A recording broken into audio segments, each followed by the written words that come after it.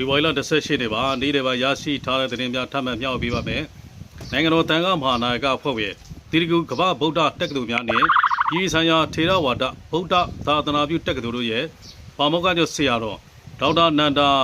မာလာဘိဝန္တအရှင်သူမြတ်ကြီးကတော့ဂျမာရီရပါမောက္ခချုပ်တောင်းလေးကိုဒုတိယပါမောက္ခချုပ်ဖြစ်တောင်းထားဆောင်ခဲ့မှုတဲ့ဆရာတော်ဦးစောတိကကိုဖေဖော်ဝါရီလ29ရက်နေ့မှာပဲလွှဲလိုက်ပါပြီ။သာသနာအာဇာနည်ပါမောက္ခချုပ်ဆရာတော်ဒေါက်တာနန္ဒာမာလာဘိဝန္တ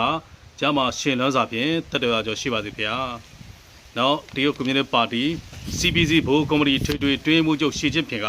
15ချိန်မြောက်9နှစ်စီမံကိန်းကာလ2026-2030ကိုတေချာကောင်းမွန်စွာအစပြုနိုင်ဖို့ပါတီအစိမ့်မြင့်တောင်းရှိသူတွေကိုပြောကြားခဲ့ပါတယ်။အီရန်ကတော့အမေရိကန်ရေတပ်ကိုတင်ခန့်တိုက်မဲ့မော်တော်ဘုတ်အုပ်စုနဲ့ဒရုန်းအုပ်စုများပြင်ဆင်ထားပါပြီ။မစ်ဆိုင်းတွေကလည်းအုပ်စုလိုက်မိုးရသလိုပစ်ခတ်ပါလိမ့်မယ်။အမေရိကန်အနေနဲ့ပြစ်မှတ်အားလုံးကိုကိုယ်စံအောင်ပြစ်ချနိုင်ဖို့မလွယ်ပါဘူး။လွတ်တော်တဲ့ပြစ်မှတ်တိုင်းမှာပေါက်ကွဲအားပြင်းတွေကိုစီပါဝင်နေပါတယ်။ပြောင်းကိုဒုံနဲ့ထိုးသလိုဘရူးအောင်ကိုရန်ရှာသလိုမျိုးဖြစ်သွားနိုင်ပါတယ်။နောက်မြောင်းများမြို့တဲပြိုကကျေးရအနီးရလေကွင်းထဲမှာဗုဒ္ဓရုပ်ပွားတော်များတစုတွေ့ရှိပါတယ်။တွေ့ရှိတဲ့နေရာကရေအနောက်တွေကိုအနာရောဂါကင်းတဲ့လက်ပွင့်နဲ့ဆိုပြီးတော့လာရောက်ဖုံးမြော်ကြသူများက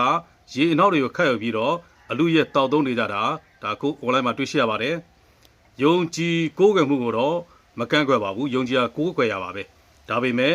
မတန်ရှင်းတဲ့ရေအနောက်တွေထဲမှာရေကြေးညစ်ကြေးတွေဘက်တီးရီးယားတွေခိုအောင်နေနိုင်ပါတယ်။ဝမ်းပြက်ဝမ်းလျှောဖြစ်တတ်ပါတယ်။ကျန်းမာရေးအသိသတိနဲ့ဆောင်ရွက်ကြဖို့ပြောချင်ပါတယ်။နောက်နေပြီးတော့ကောင်စီနယ်မြေတွင်းမှာတော့ရေတန်းတောက်ရေတန်းတွေဟာဒါဘူးကြီး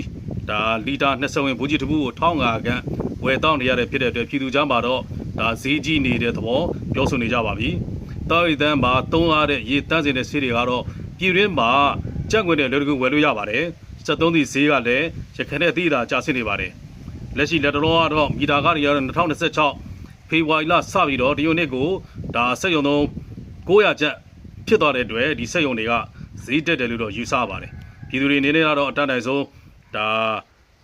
ရေကိုကြိုချက်တောက်ရင်တော့ဒါဈေးနှုန်းကျနိုင်တာပေါ့နော်။ဒါအရင်တော့ကျွန်တော်တို့ရေကိုကြိုချက်ပြီးတော့ပဲဒါတောက်သုံးတာပို့ပြီးတော့ချမ်းပန်နဲ့ကန့်ညီတာပေါ့နော်။နောက်ကျွန်တော်တို့ကြားသိရတဲ့သတင်းတွေပေါ့နော်မြန်မာနိုင်ငံကုန်သည်များနဲ့စက်မှုလုပ်ငန်းရှင်များအသင်းချုပ်